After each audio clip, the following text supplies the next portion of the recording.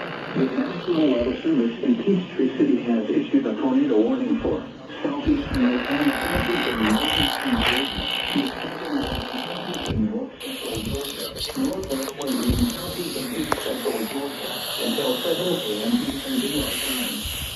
At 6:15 a.m. Eastern Daylight Time, a severe thunderstorm capable of producing a tornado was located over Canada. Moving north 27 miles per hour.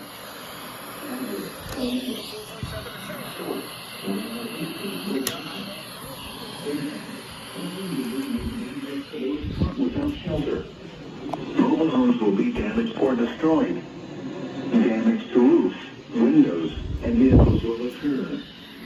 Tree damage is likely. Locations impacted include Greensboro, Gresham Hill, Parks Mill, Cary, Swords, and Reedswood. Take cover now. Move to a basement or an interior room on the lowest floor of a sturdy building. Avoid windows.